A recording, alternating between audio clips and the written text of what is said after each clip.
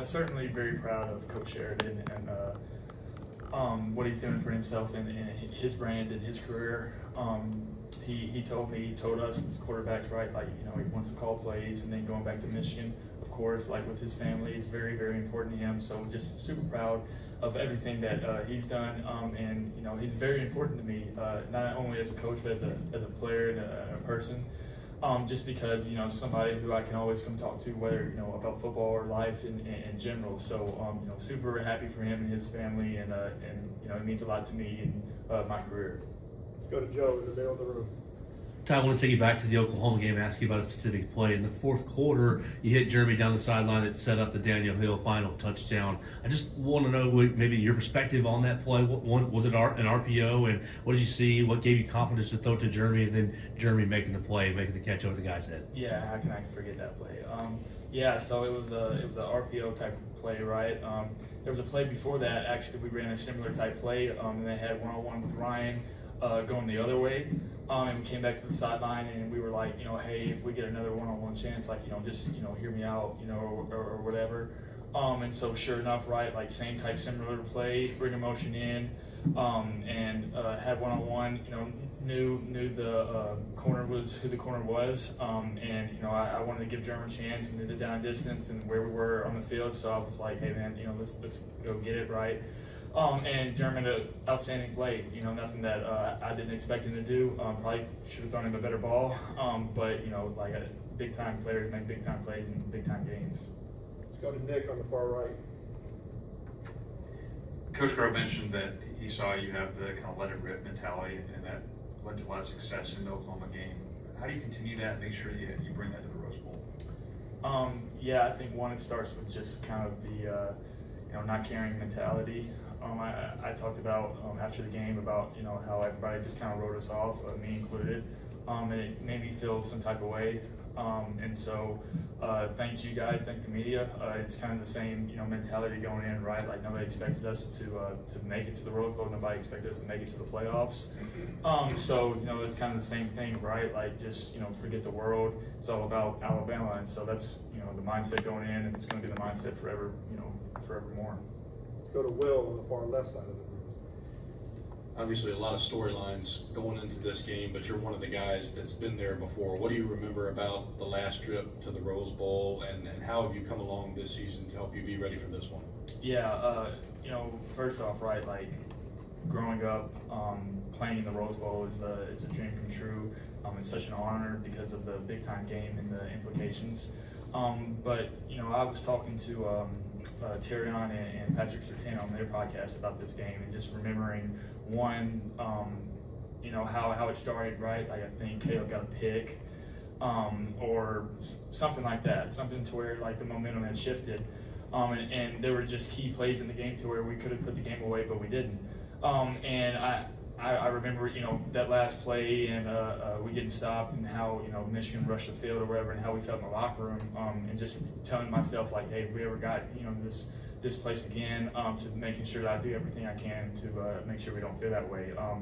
And that's kind of the mindset going in of, making sure that I'm crossing every T, dotting every I, of doing what I can to prepare like I've never won and perform like I've never lost. So that's kind of the mindset going in, and understanding that I understand the 1,000th win, if that's not mistaken, like a 1,000th win for Alabama, and it's moving on with the season. So Let's go to Jamie in the back right.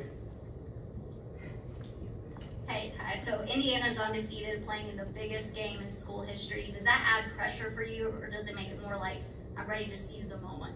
Yeah, I think if anything, it's more exciting. Indiana is a really, really, really good team. Like I'm very impressed with what they're doing on film, what they've done throughout the season.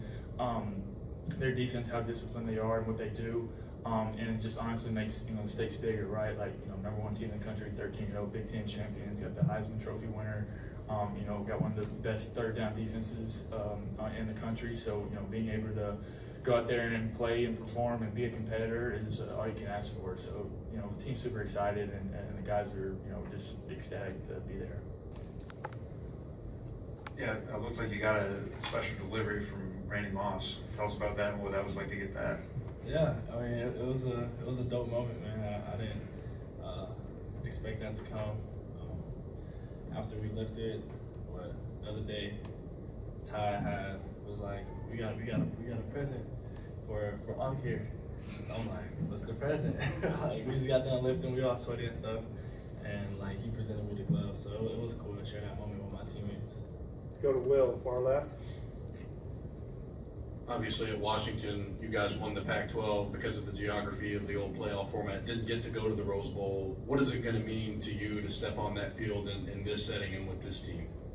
Oh man, I think it's a great opportunity for this team to be able to be back at a place that they lost 2 years ago. To have this opportunity to play again in a historic game and just make ourselves legendary. So I mean, everybody's excited for this game. Let's go to Joe, right in the middle of the room. Nick set me up here, but I'd like to ask you about that play in the fourth quarter, just kind of your perspective going up over the defensive back, maybe Ty's confidence in you to throw the football, kind of what that meant to you, and maybe what you remember from that play. Yeah, we kind of harped on taking more downfield shots, preparing for the Oklahoma game. We knew that we were kind of missing that in our offense. We had guys like Latsier and Isaiah Brooks that made great plays down the field that really helped us in our game. And then I was just one-on-one coverage. Ty, he's been playing good all night. He trusted me, and then it was just me going up to make a play. Regardless of where the ball placement was, I knew I had to make a play in that critical moment, and I just couldn't let Ty down. He trusted me to throw that one-on-one ball, so I couldn't let him down in that moment. Let's go to Blake on the back right. Yeah, what has Sedarian Morgan shown you these first couple of days of practice as an early enrollee, and just as a veteran, what advice do you have for him? Man, he's gonna be a great player here. I'm excited to watch his growth and how he is going to succeed. He's a big receiver, obviously. He listens very well. He takes coaching. He's eager to learn. He's been really, really good, giving our guys on scout team a look. And so, I mean, it's exciting to see a guy like that come here early. It really helped me in the long run, and I think it's gonna help him even more elevate his game. So I'm excited to see his growth. We'll take a question from the Zoom. Go ahead, Katie, with your question. Ty thanked us after the game, the media, for kind of doubting and giving them an opportunity to prove us wrong. Is that something this team relishes, is the opportunity to prove people wrong, especially now as you face the #1 team in the country? Not necessarily. We're always just focused on us and playing our best game. But obviously it adds an extra fuel to our fire, knowing that everybody is down us and nobody wants to see Bama win. So we put that on our shoulder and we just work harder. Got a question standing up in the back left there. Coach Grove talked just about Ty's mentality with you guys going down 17. What was it like for you, for the entire offense, to kind of see the way he led in that moment? Yeah, so I mean, Ty is a great leader for just this whole team, not just for the offense, but for him to lead the right way and have the right energy on the sideline, continue to encourage guys to continue to push forward through their adversity. We need that from our leader, from a key piece of our offense. It doesn't really, the offense doesn't really go unless he goes. So it was just great for him to have that energy on the sideline because it just made everybody else go as well. All right, we'll finish up with Nick here on front right. Yeah, one more question about the catch. How many guys have you mossed like that in your career?